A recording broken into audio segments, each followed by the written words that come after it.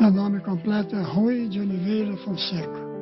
Eu nasci no Rio de Janeiro, antigo Distrito Federal, em 12 de março de 1915. Nasci numa fazenda chamada Boa Esperança, perto da estação de Sobradinho, uma estação abaixo de Matias. Antônio de Pádua Inhã. Nasci em Rio Novo, na cidade de Rio Novo, ao 26 de setembro de 1925. Fidelcino Filgueira de Março, nascido em 22 de abril de 1922, na cidadezinha, com o nome de Maripá de Minas. Meu nome é José Maria da Silva Nicodemos.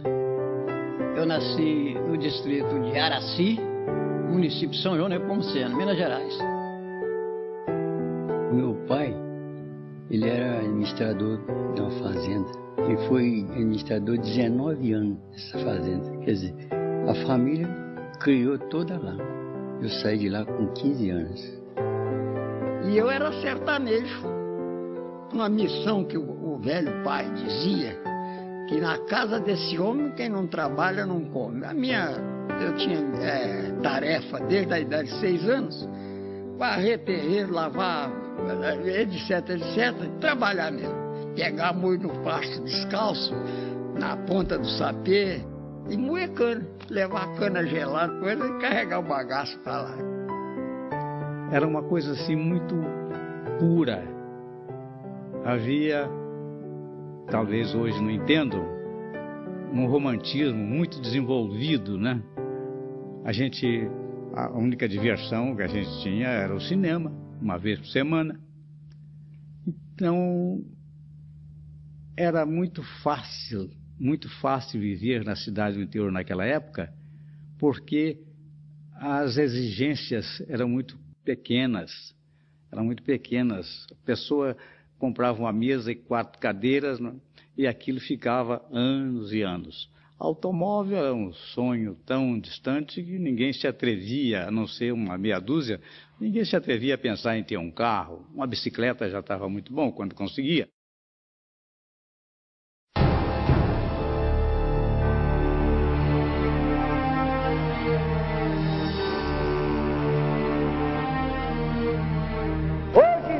Às 6 horas da tarde, de ordem do eminente presidente desta república, os embaixadores do Brasil em Berlim, em Tóquio e o encarregado de negócios do Brasil em Roma passaram nota aos governos junto aos quais estão acreditados, comunicando que, em virtude da recomendação terceira da reunião de consulta dos ministros das Relações Exteriores das Repúblicas Americanas, o Brasil rompia suas relações diplomáticas.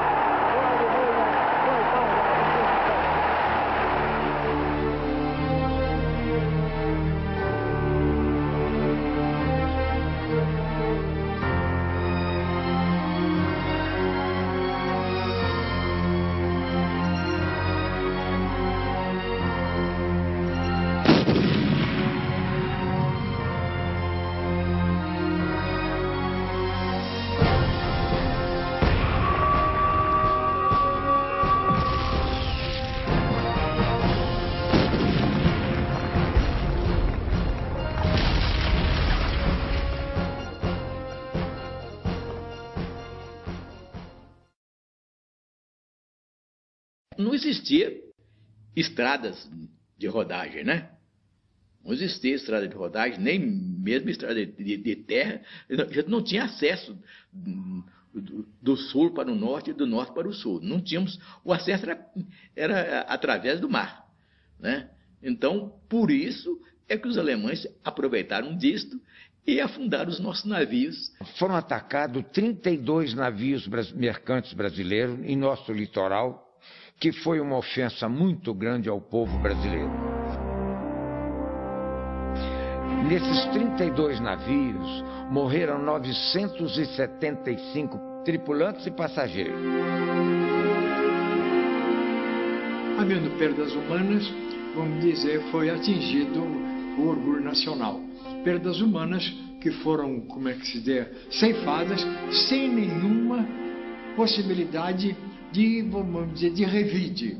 Com isso, os estudantes foram à rua, aqui em Juiz de Fora mesmo, como no Rio de Janeiro, e exigiu que o governo declarasse guerra aos alemães. O povo, então, reagiu violentamente e, principalmente influenciado pelos estudantes da época, inclusive eu, que era estudante na época também, né, promovíamos comícios, promovíamos passeatas de apoio ao Brasil, que ele tomasse uma medida de represália contra esses afundamentos que finalmente estavam matando os brasileiros. Eu acho que o nosso presidente não tinha vontade de mandar tropa, porque ele era ditador também, não é verdade? Mas aí o povo revoltado e tudo, pediu até que forçou ele a entrar no Brasil na guerra.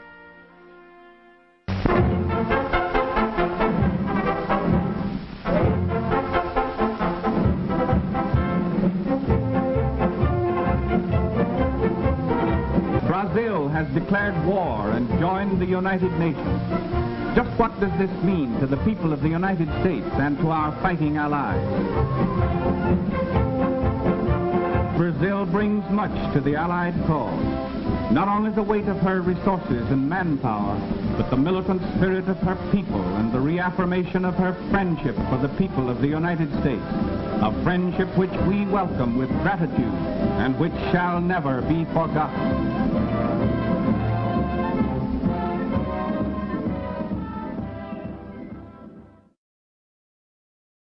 Um fato muito interessante, do qual eu não me esqueço, é que havia um patriotismo muito romântico na época e logo depois da declaração de guerra surgiu aquela ideia de doação de metais para a fabricação de armas.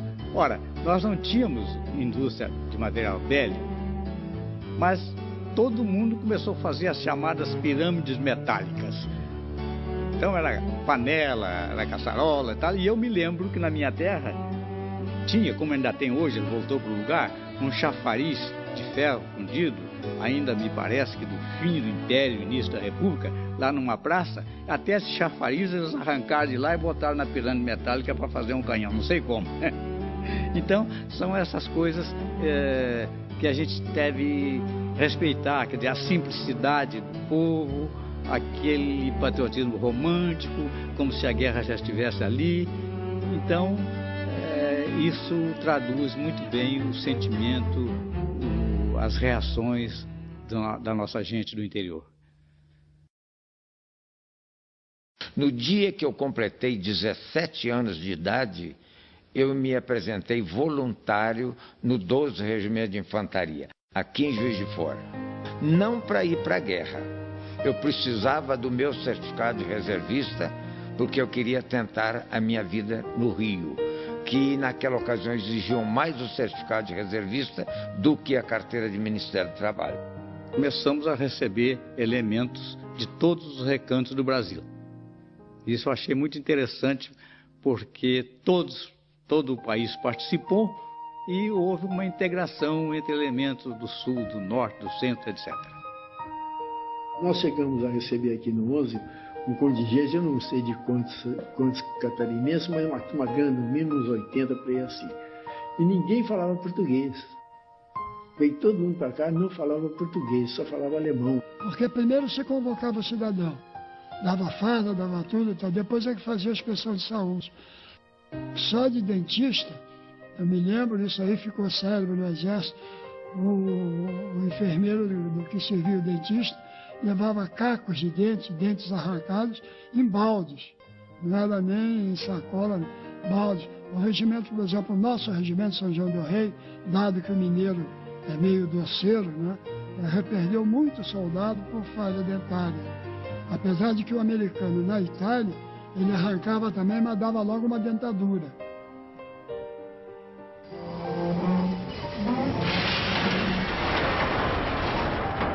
Nós estamos lá na plataforma esperando o trem chegar para a gente ir embora, né? Aí tinha um corneteiro. O corneteiro tocou um negócio, mas como mexeu com a gente, não vai dar para me cantar, se me cantar. E é quando soar o meu tambor, quando tocar o meu tambor, quando soar o meu clarim, é hora do Brasil precisar de mim. Aí foi uma coisa espetacular. Aquele clarim tocando e o trem chegando, nós embarcando.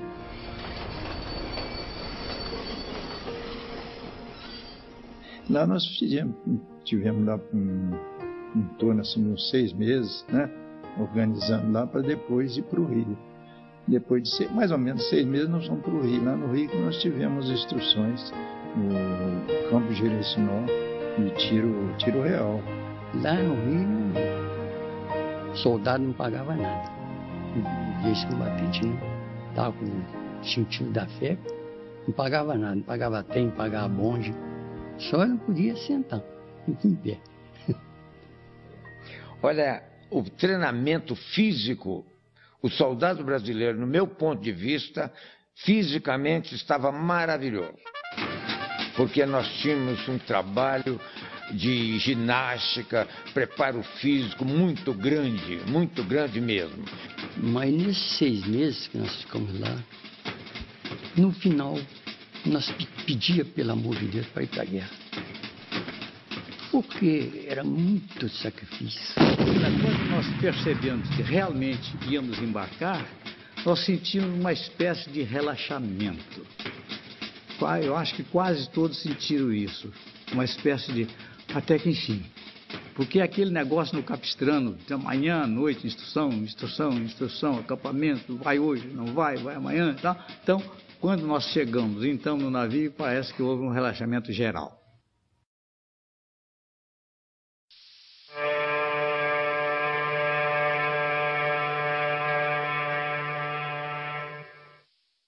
A minha mãe estava num casamento da sobrinha dela, quando deram a notícia, o seu filho embarcou para a guerra. O casamento, a festa acabou. No dia 22, por volta de 8 horas da manhã, o navio desatracou e começou a penetrar no mar. À medida que ele penetrava no mar, o Corcovado, que é grande, foi ficando pequeno, até que o tamanho do mosquito desaparecer na visão da gente. Aí eu pilhei com os companheiros ali de bordo e conversa, será que voltaremos para ver o Corcovado? Ivaí, não vão estar chuva. Mas eu nem estava aí, porque a minha idade talvez não permitisse que eu fizesse julgamento daquilo que ia acontecer comigo. Eu era muito jovem para isso. Agora, o que acontecia é que eu achava que aquilo mais era um treinamento que a gente não ia chegar na guerra, não, sabe? Por isso que eu tinha mais ou menos pensamento de otimismo, sabe? Aí nós fomos até o Estreito de Gibraltar. No Estreito de Gibraltar, entramos no Mediterrâneo e chegamos a Nápoles. Em Nápoles, descemos desse navio grande e passamos para as barcaças de invasão, que nos levaram de Nápoles a Livorno. E Livorno, por via terrestre, até a região dos acampamentos. Nós aqui, desde o fim da Primeira Guerra Mundial, a nossa escola era a escola francesa. escola francesa. Então é aquela escola herdada da vitória da França em 1914-18, completamente ultrapassada. Vem a Segunda Guerra Mundial, hegemonicamente, vamos dizer, liderada pelos Estados Unidos. Então, a doutrina de guerra dos Estados Unidos, a doutrina de emprego de força terrestre que nós temos que seguir, era a doutrina dos Estados Unidos. Isso para nós representou uma dificuldade muito grande, inclusive por causa do material. Porque o material que nós tínhamos aqui não foi conosco. Era todo material francês. Armamento? Que armamento? Nada. Nada. Fomos com a cara e a coragem. Chegamos com as malas e a roupa do corpo e a roupa das malas, né? Chegamos completamente sem nada. O único material parecido que nós recebemos era o morteiro 81 francês, que era branco. Que nós tivemos lá um morteiro 81 também americano. Browning, se não me falha a memória. Entendido? Mas o resto era tudo completamente diferente. E não precisa dizer que as técnicas e táticas completamente diferentes. Aí tem detalhes que eu não devo falar aqui agora. Porque começa pelo uniforme com o qual nós desembarcamos na Itália. O nosso uniforme praticamente idêntico ao uniforme alemão. É um uniforme de brim, simples, mas simples mesmo. E nós já chegamos na Itália nas proximidades, ou praticamente na entrada do outono. Ora, sair do trópico para um país europeu foi um choque muito grande. Então aquela roupinha que não segurava nada, bastava, vamos dizer assim, bastava botar a cara fora do abrigo, que aí, graças a Deus, e ao entendimento do comando, com o comando americano, aí sim a gente recebeu um novo tipo de vestuário. Então a humilhação foi essa, o americano com a camisa de, vamos dizer assim, de nylon, igual a nossa aí, bege, gravata, e a gente com aquela farda danada assim, coitão. Nossa, mas aí nós começamos, aí é que a febre entrou com a troca da massa de cigarro, bala e chocolate, trocando em costureira para cortar do jeito que ele queria. E aí foi aproximando, mudamos completamente o uniforme do Exército Brasileiro. Nós fizemos uma missa de ação de graças por ter chegado praticamente sem perdas. Então fizemos o deslocamento de São Rossore, que era onde nós estávamos acampados, eram 4 quilômetros até a Catedral de Pisa. Fomos a pé, né, marchando, chegamos na Catedral, entramos na Catedral, foi uma coisa maravilhosa, foi só o regimento, nosso regimento. Não foi a FEB toda, não, foi o nosso regimento. Na hora do hino nacional, é a hora, vamos dizer, o clímax da missa, que é a elevação. Eleva-se a hóstia, depois eleva o cálice, né? Aí a banda de música, né, rompeu com o hino nacional. Vamos ouvir um trecho do hino nacional brasileiro, cantado pela tropa brasileira na Catedral de Pisa.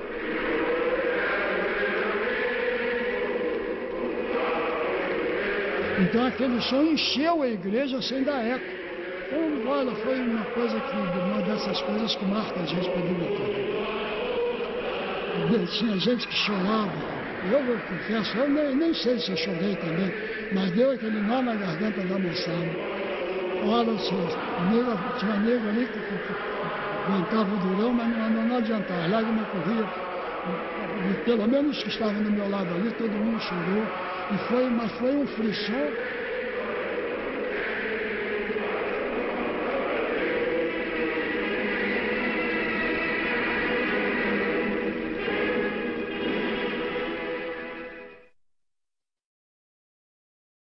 Nós, ao chegarmos lá, tivemos que passar por um período de adaptação lá na região de Pisa, São Rossore, era uma área de estacionamento preparada pelo americano. Ali o treinamento consistiu principalmente em marchas, né? Porque para dar resistência física, uma vez que o 6º já estava combatendo em região montanhosa, então era preciso dar resistência aos homens. Continuou a instrução de armamento, agora já dado por instrutores nossos, que nós já tínhamos aprendido dos americanos. Houve muita instrução de tiro com as armas americanas, morteiro, metralhadora. A FEB foi incorporada ao 5º Exército Americano, ao 4º Corpo do 5º Exército Americano. Porém, a FEB tinha comando livre. Ela recebia a ordem do comando geral, mas ela que desenvolvia. Não é, por exemplo, nós misturados com o americano misturado com nós brasileiros. Não, isso não existiu. Quem comandava era brasileiro mesmo. Então nós recebemos calçado, recebemos fardamento, recebemos o equipamento. Recebemos lá, mas um fuzil que não era igual ao do americano. Então, numa patrulha, por exemplo, nós saímos na nossa frente, mas tinha que entrar na frente do americano, porque a patrulha nunca volta pelo mesmo lugar que ela foi. Tinha a senha para o americano não atirar na gente, dava a senha. No passar naquilo ali, o americano dava bobeira e ficava sem um fuzil. Ficava sem um fuzil mesmo. No tempo antes da guerra, um soldado não se dirigia ao capitão diretamente, de jeito nenhum. Ele tinha que pedir licença primeiro ao tenente para falar, depois marcar com o sargenteante se o capitão podia recebê-lo. Porque aqui a disciplina militar do Exército Brasileiro ou nas Forças Armadas Brasileiras, ela era imposta. A disciplina era imposta. Quem se viu ao lado do americano, muito diferente o tratamento, muito diferente. Às vezes eu ia passando no front, perto do front, tinha uma tropa americana almoçando. E eu já levava minha marmita e meu caneco. Aí entrava na fila. Quando olhava para trás, tinha um tenente, tinha um capitão, tinha um major, tudo americano. Não furava a fila, não. Ia um atrás do outro, tá? E eu falava assim, meu Deus, que diferença, muita diferença, mas muita diferença. E eles falavam mesmo, o que der para fazer, faz, o que não der para fazer, não faz. Né? Um soldado faz em 18, 20 anos, um avião faz numa fração de segundo. E eles estavam certos, né?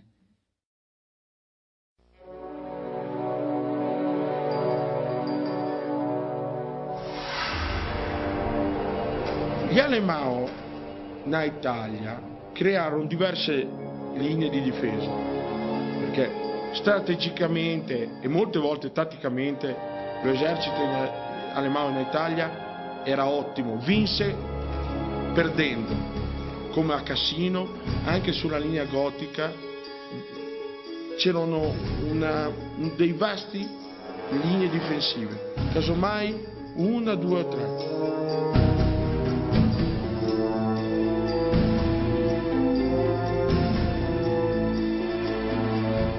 Quando arrivi a Porretta, tu alzi gli occhi e vedi una barriera. Questa barriera va da Monte Belvedere a Monte Castello. Potevi avere carro da combattere, potevi tenere, ma non tenevi possibilità di sopravvivenza.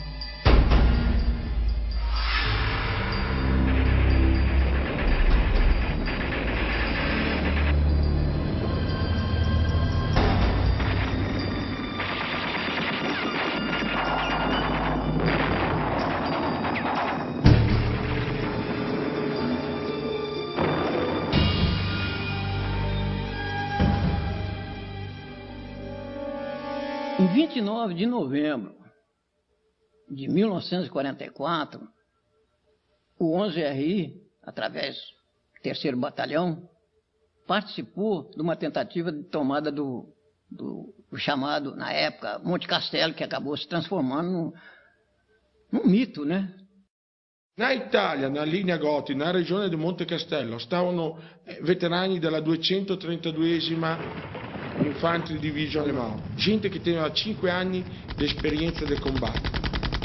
O capitão Hugo de Andrade Abreu pôs a companhia em forma, próximo à Porreta, e despediu de seus soldados, desejando a eles que cumprissem com seu dever. Muita lama, ainda muita chuva, não tempestade, mas aquela chuvinha que molha mesmo. Nunca vi um ataque daquele jeito. Quer dizer, nós tínhamos que ficar na base e depois atacar. Você não acha? Normalmente estava estafado. A gente não dormiu a noite todinha andando. Né? Na época tinha sido degelo, estava lama atolada até o fim. Na subida de Monte Castelo, é aí que eu senti o drama da guerra. Primeiro que você escorregava demais no morro, com chuva, barro, e metralhadora e canhão, tiro um atrás do outro. E o mais triste era você ver os companheiros mortos e passando de paliola, gemendo e gritando pela sua mãe. Mamãe, vou morrer. Ah, mamãe, estou ferido. E isso causava na gente uma náusea, porque o medo causa náusea. Mas você não pode parar, você não pode ficar agarrado com aquilo. Você tem que seguir em frente. Porque se você não seguir em frente, você é um homem que os seus companheiros não vão te admirar amanhã. Vão te chamar de medroso. Então você tem que enfrentar com aqueles problemas todos, bombardeio, que vocês não podem nem imaginar o que é enfrentar. O morteiro caindo perto de você, o tiro de canhão caindo e você vendo companheiros feridos, isso é coisa que Deus me livre.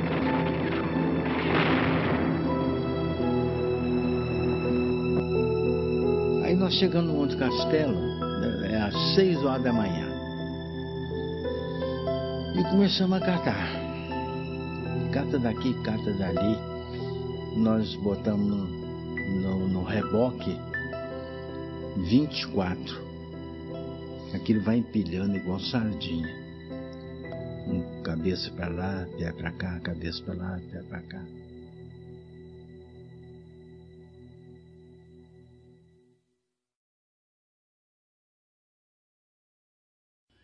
Nós tivemos 3 ataques do alemão.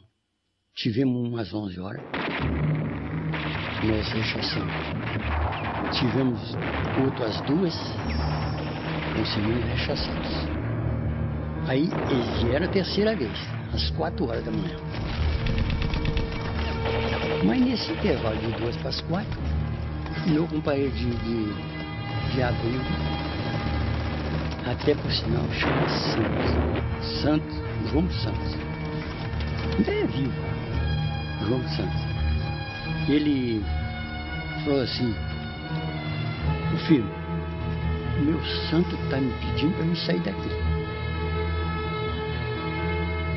Olha, o que eu posso fazer? Você quer sair, você sai. Eu não saio. Daqui ninguém me tira. Nem que ele juntou o negócio dele lá, uma lonazinha lá no fundo do abrigo, que nós tínhamos cavado, nós dois. E ó, madrugada, me largou lá, 2 e pouco da manhã.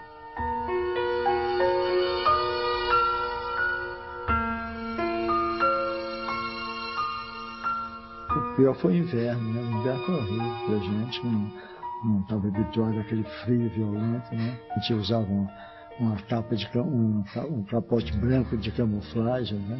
Nossa Senhora, a gente sai num clima tropical como o nosso, né? Chega lá, enfrentar uma neve, né? Já pensou? Então, chegar dia a dia de manhã, que nós não tínhamos água para lavar o rosto. O cantil, a água virava gelo, a gente tinha que esquentar o cantil para dissolver o gelo para a gente lavar o rosto. Tinha condição. O frio, honestamente, não sentíamos, porque nós estávamos bem agasalhados.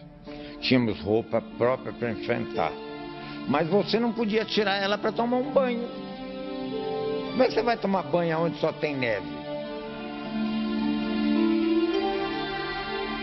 De novembro de 44 a 2 de maio, e depois mais uns 3 dias, vamos colocar assim, dia 5 de maio, eu consegui tomar um banho. Que até então esquentava um pouquinho d'água de neve ou coisa que eu valha numa lata e passava no rosto e mais nada. Aí eu tomei um banho. Eu passei uns 3 meses sem tomar banho, meu velho. 3 meses sem tomar banho. Eu tinha um macacão de lã por baixo. Eu sou muito cabeludo, só não sou na cabeça, né? E o dia que eu tirei para tomar banho, aqui embaixo estava cheio de cabelo, porque a lã me acabou com o cabelo do peito, tudo, desceu tudo lá para baixo. Tu sabe che nella mia regione in questo momento fa meno 15 para basso, c'è 1 metro di neve. È una cosa orribile, anche per noi. Tu immagina per un garotto di Salvador Bahia, eccetera. Loro combatterono contro o frio e contro un nemico molto duro, molto resistente. Havia batalhões negros. Havia um regimento de negros. Só os oficiais eram brancos. As unidades americanas, elas eram comandadas por branco, né? Coronel para cima, né?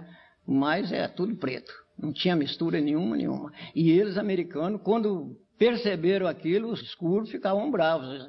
Falavam, e a gente entendia o que eles estavam falando. Por que os brasileiros eram assim e eles lá, né?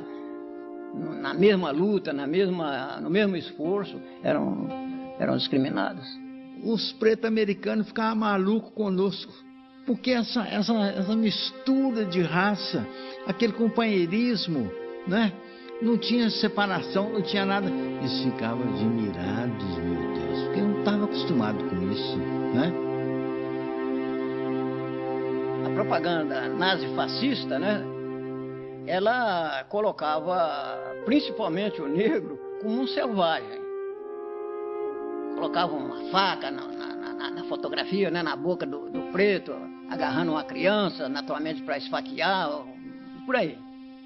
Então o preto causava uma estranheza muito grande na população italiana, principalmente a popolação italiana do norte. Io come pesquisador senti molte volte parlare da gente do tempo, da propaganda nazifascista che falava: attenzione mulher, quando arriveranno o pracinha brasileiro, sono tutti preti, sono tutti violentador, sono tutta gente feia, cattiva. Quando arrivava, già dopo un minuto, tutto questo non esisteva già più. Tiveram realmente alguma dificuldade de nos recepcionar, de nos aceitar, mas as coisas são assim. À medida que isso vai acontecendo, vai verificando que o negro é um cidadão tão importante quanto ao branco. E isso eu acho que serviu uma lição para o mundo todo. Na minha seção tinha um escurinho chamado Altivo, já falecido. Naquelas avançadas em direção ao norte, regiões inteiramente novas para todos nós o colocávamos sempre perto de mulheres italianas, de crianças italianas, e alguns, sinceramente, não estou mentindo, alguns chegavam até a passar a mão no rosto dele achando que aquilo era uma tintura. E aquilo era uma farra, ele ria, todo mundo ria do negócio. Quando eu fui desenterrar o brasileiro lá em Milão, foi comigo Benjamin Seixas. Era um preto magrinho. Aí ele virou para mim e falou assim: Sr. Rodrigues, nós vamos passar aqui perto da Catedral de Milão. Eu quero ir lá. Eu falei assim, então vai. Eu fui para em frente à Catedral e ele voltou. Quando ele voltou, estava assim, de italiano, moças, né? Esfregava o rosto do Benjamin, a mão, achando que aquilo era pintura. O nego inchava só. Eu assim, mas puxa vida, rapaz, como é que você tá importante aqui, hein? Besamar. Não sei se ainda é vivo.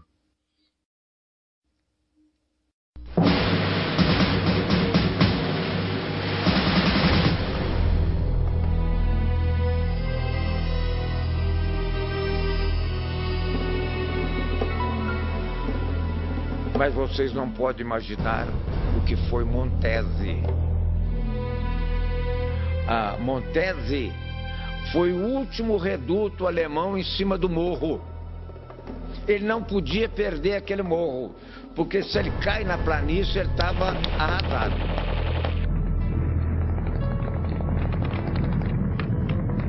Quando chegou na hora da partida, por ataque, o comandante do grupo falou: filho, você é esclarecedor. Você vai ter que esclarecer para nós. Eu fui sozinho. A tropa, meu pelotão, meu pelotão, ficou me apoiando, né? Então ele me mostrou o objetivo. Filho, mais ou menos 150 metros. Você vai atingir aquele objetivo lá, tá vendo? Aquela moita lá. Você vai atingir lá. De lá, você observa e vê se a gente pode ir até lá. E eu fui. Eu levantei a cabeça para cima e falei: seja o que Deus quiser. Mas o campo era todo minado, sabe, Major? Todo minado. Eu não sei como é que eu fui. Andar pro lado do inimigo, campo minado, sozinho. Nesse intervalo aí, morreu muitos brasileiros. Eu, inclusive, pulei por cima de São Distribuição. Aí não podia parar, né? Estava em ataque. Estava partindo para o ataque, não podia parar.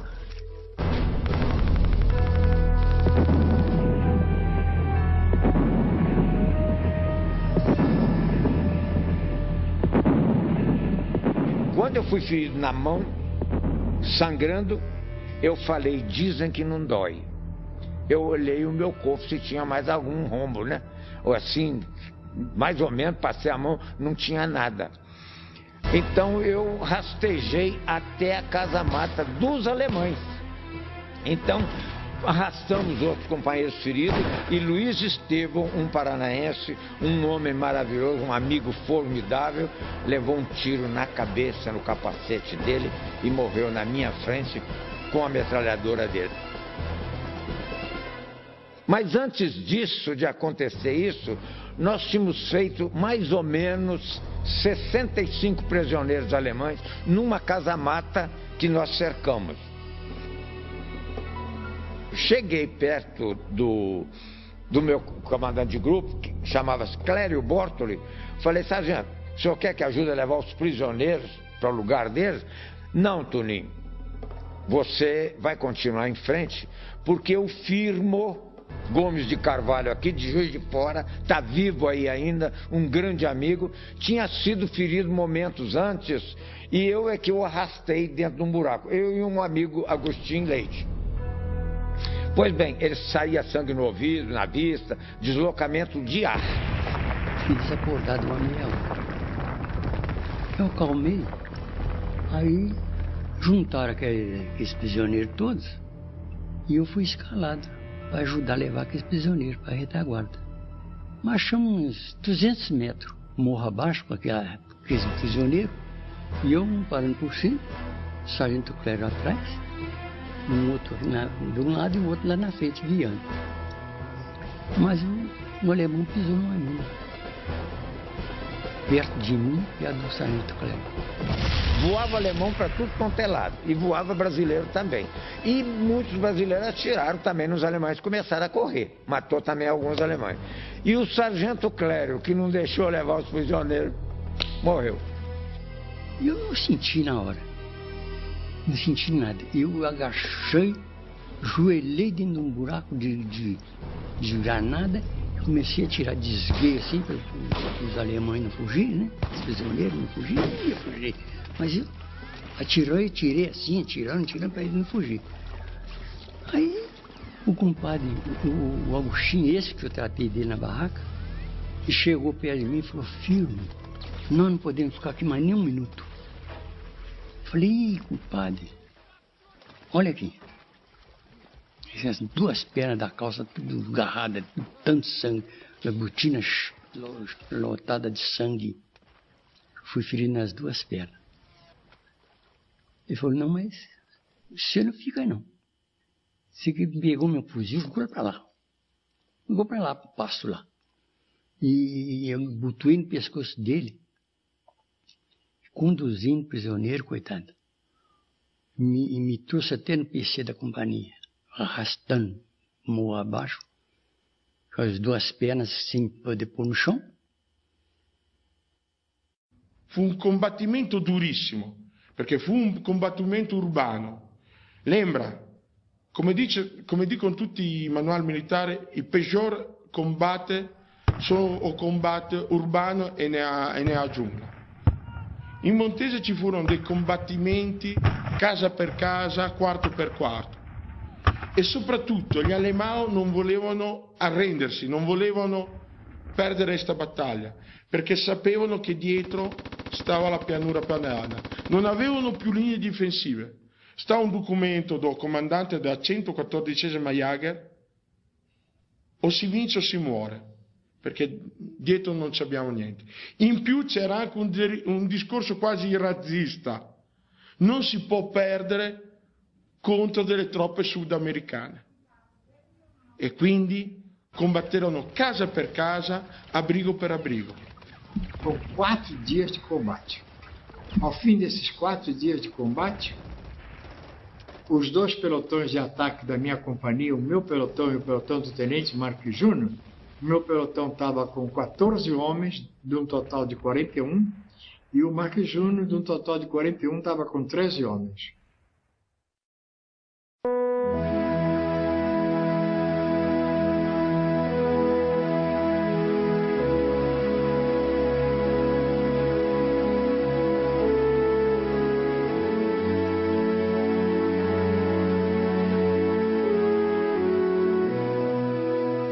Aqui fala o repórter Esso, testemunho ocular da história. A Rádio de Hamburgo, depois de transmitir o crepúsculo dos deuses durante muitas horas, acaba de anunciar: o Führer morreu. Terminou a guerra, terminou a guerra, terminou a guerra.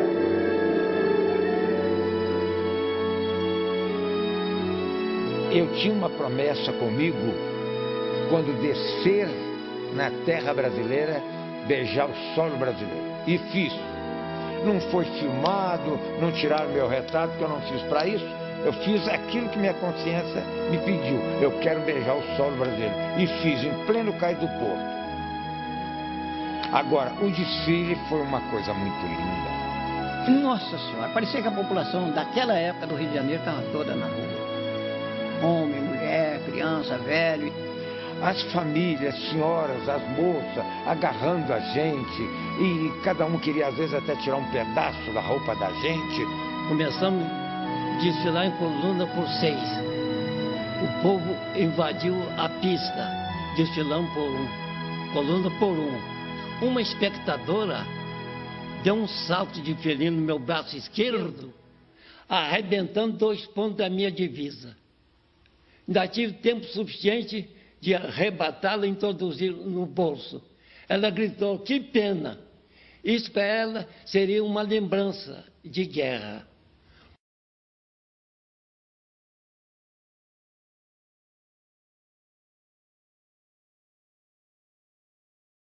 O bonde ia até na ponte, aquela ponte da Rua ali. Eu saí de dentro do banco que eu estava sentado, no vagão lá no trem, eu saí no ar. Saí no ar, por cima do povo, até me levar até no bonde. Em cima do povo, não pisei no chão. Aí eu tinha uma namorada. Nós namorávamos escondido, que que os pais delas eram muito bravos, né? Namorava escondido. E eu fiz uma promessa até com esse meu compadre. Falei, ó. Aí ele me perguntou, fez uma pergunta lá uma vez. Você vai continuar o namoro com a Marina? Falei, ó. Eu vou prometer uma coisa. Se ela estiver na estação me esperando, vai continuar. Mas se ela não estiver, acabou. Mas ela estava lá.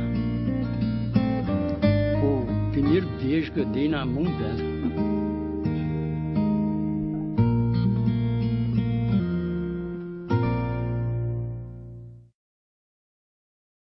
A coisa pior que pode ter é você estar num lugar onde tem guerra. A miséria é extrema, tanto material e moral. É uma coisa horrível. Mas não é que aquilo causava um mal-estar na gente, sabe? A gente tinha muita pena de ter. Você jogava uma ponta de cigarro fora, quanta gente que voava em cima daquela ponta de cigarro, né? Comida, que tivesse, era uma coisa horrorosa. Aqueles portões nós não tínhamos conta. Até ficava cheio de gente, mulher, criança, homem, tudo pedindo o resto de comida que sobrou do rancho, que a coisa está toda. Uma miséria muito grande. Se o senhor estiver em guerra, o senhor vai brigar lá longe de sua terra. Na sua terra fica em paz, porque eu vou te contar, é terrível. A me gusta muito falar com o fazendeiro, ou gente que era criança, come pesquisador, come historiador, dilettante, ma con coração. Eles me falam do rapporto muito bom, do rapporto umano, soprattutto com o pracinha brasileiro. Tu immagina che in molti lugar stavano nella mesma casa e si creò un amore. Perché? Perché o lingua, o idioma era praticamente identico. A religione cattolica, mais ou menos, era identica. O nordamericano e inglese erano protestanti.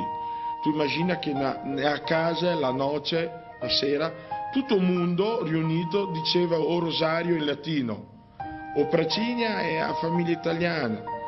E un altro questa latinità, io non so com'è o termine preciso, ma questa latinità.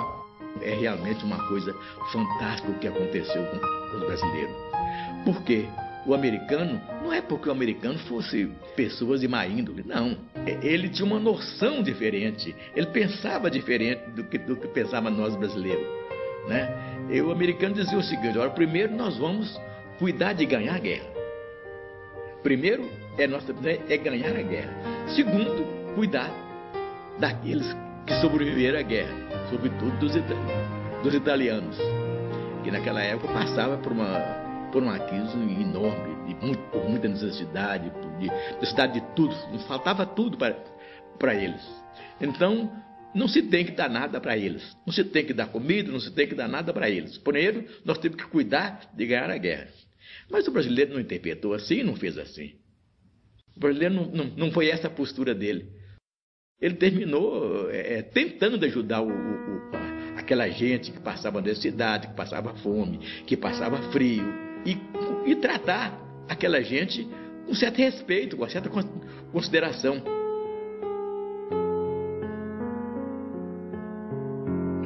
Lembra, io moro oggi in una regione tra le più ricche d'Italia, ma ho tempo, senza vergogna, io farò direttino, senza vergogna, noi non avevamo veramente nada per comer, nada per vestire, e comevamo, mangiavamo, perché l'esercito brasiliano, i pracinha brasileiro davano tutto quello che avevano.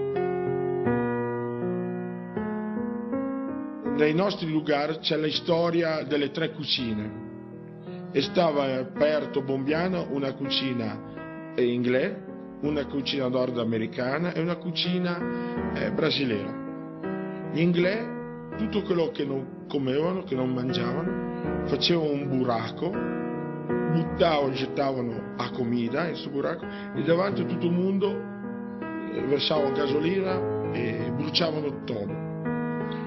Il nordamericano facevano a carità proprio. Il brasileiro questa cucina dividevano tutto. E immagina, anche per un brasiliano le razioni non erano molto grandi, però per esempio a manhã, le prime persone che comevano erano sempre i garotti, anche crianze, e davano per esempio un mingau.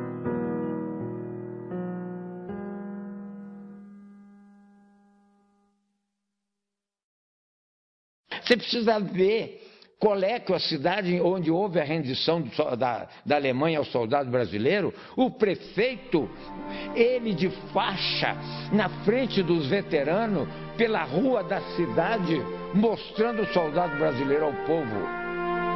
E depois, em Fornovo, nós ficamos no palanque, o povo lá embaixo, dia de semana. Não é domingo nem feriado, não.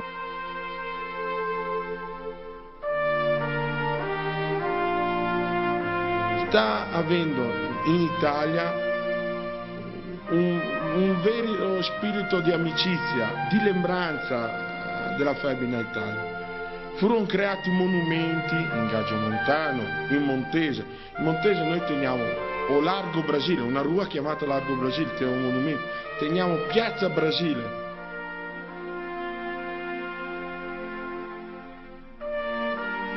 Promovi o 10º encontro da FEB em Juiz de Fora, de todo o Brasil.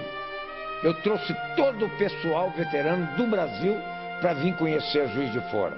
Meu objetivo como um juiz forano, que eu moro aqui há 75 anos, eu quis trazer para promover os hotéis, a cidade, conhecer o Cinema Central. Vou dizer para o senhor aqui agora, eu escrevi para todas as associações no Brasil que nosso encontro, a abertura, que todas essas aberturas de todos os encontros que nós fizemos, que eu fiz agora o 17º, todos eles são os lugares mais importantes da capital ou da cidade. Mais importante, eu então escrevi para todos, nosso encontro, abertura, sei lá, no Cinema Central. A minha filha que participou de toda a reunião, quando ela falou que precisava do Cinema Central, um deles lá disse assim: o Cinema Central não pode ser cedido para a abertura da FEB. A minha filha chorou. Sabe qual o argumento desse homem? A FEB não é história nem cultura. E o Cinema Central só pode ser cedido para a cultura.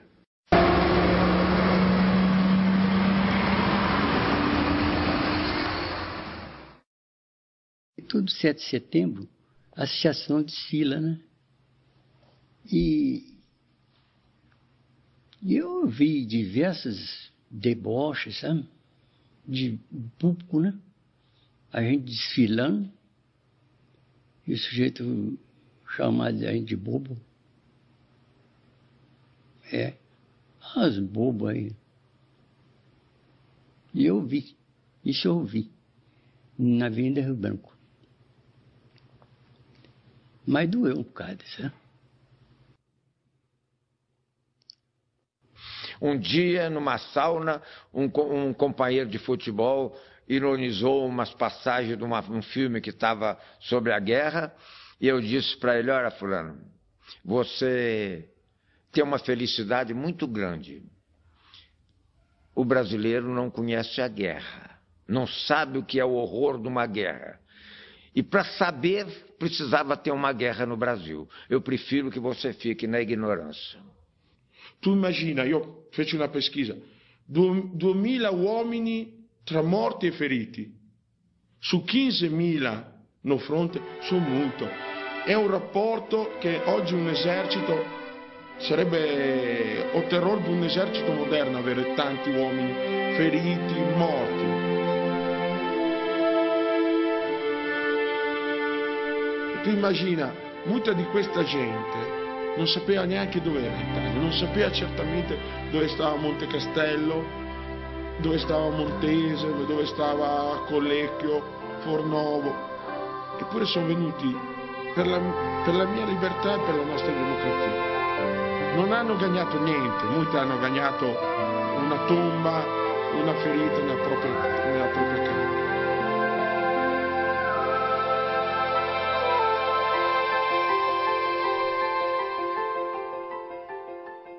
Democracia era a bandeira, que não existia no Brasil, não é verdade?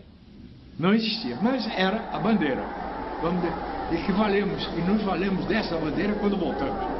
Tanto que fincamos ela aqui e o ditador foi mandado embora, não é verdade? Mas, nas minhas palavras finais, eu quero render uma homenagem a todos aqueles que combateram na guerra no Exército, na Marinha e na Aeronáutica. E descendo na escala, aqueles companheiros da Força Expedicionária Brasileira. E descendo mais na escala ainda, aqueles com os quais eu tive a honra de combater. O 2º Pelotão de Fuzileiros da 8ª Companhia de Fuzileiros do 3º Batalhão do 11 Rio. Muito obrigado.